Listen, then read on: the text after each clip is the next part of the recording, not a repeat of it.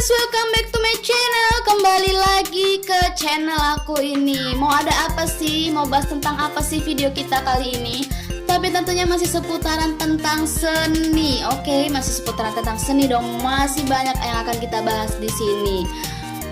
Tanpa berlama-lama lagi kita akan bahas tentang seni tari berkelompok. Tapi sebelum kita memulai untuk membahasnya, jangan lupa klik tombol subscribe, like, dan komennya untuk menunjang channel ini lebih baik lagi dan semakin maju.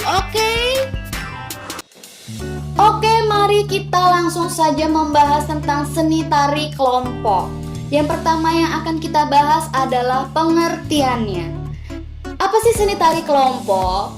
Seni tari kelompok adalah gerak tubuh secara berirama yang dilakukan di tempat dan waktu tertentu untuk keperluan pergaulan, mengungkapkan perasaan, maksud, dan pikiran. Adapun gerakannya terdiri atas gerak seluruh anggota badan dari ujung kaki, lengan, sampai ujung kepala. Yang kedua yang akan kita bahas adalah tujuan seni tari. Ada beberapa tujuan dari seni tari ini. Yang pertama adalah untuk pertunjukan. Tari untuk pertunjukan berarti tari yang disiapkan untuk suatu acara dan dipentaskan. Tarian ini menonjolkan dari sisi koreografi artistik. Konsepnya pun harus bagus dan ide yang matang, serta tema yang tertata sedemikian rupa, sehingga tarian tersebut menjadi menarik dan indah. Tujuan yang kedua yaitu untuk upacara. Ya, ada seni tari yang untuk upacara. Itu artinya adalah tari yang hanya dilakukan pada upacara adat maupun acara yang bernuansa keagamaan. Tarian ini mengutamakan adanya kekhidmatan dan komunikasi pada sang pemilik alam. Tujuan yang ketiga adalah untuk hiburan. Tarian yang diadakan hanya untuk menghibur penonton. Biasanya tarian hiburan ini dimainkan dengan diiringi alunan musik dan irama yang enak didengar. Gerakan tariannya juga bebas dari berbagai macam nilai, tradisi, ataupun adat.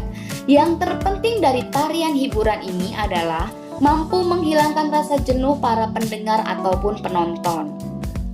Yang keempat jenisnya adalah tari pergaulan. Apa sih tari pergaulan itu?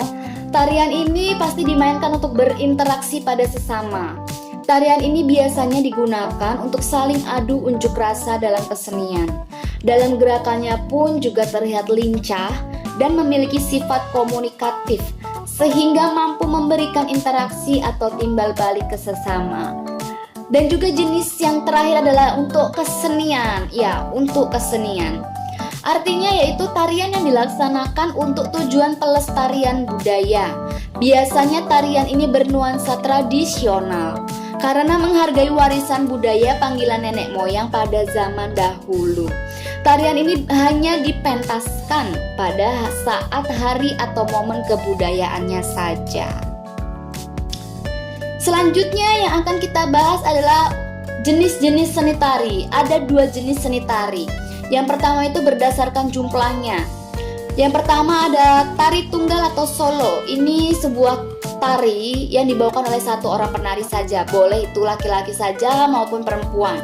Contohnya yaitu tari Gatot Kaca asal Jawa Tengah. Tari Gatot Kaca ini biasanya ditarikan oleh penari laki-laki.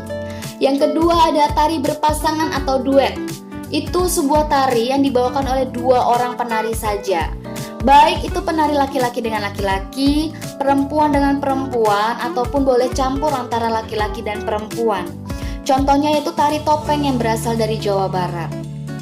Yang ketiga adalah tari berkelompok atau bisa juga disebut dengan grup. Ini adalah sebuah tari seni yang dibawakan oleh banyak orang atau berkelompok. Penari biasanya lebih dari 2 orang. Baik dilakukan oleh laki-laki semua atau perempuan semua, bisa juga campur antara laki-laki dan perempuan. Contoh tari berkelompok ini adalah tari saman yang berasal dari Aceh. Yang kedua ada golongan berdasarkan genre atau alirannya.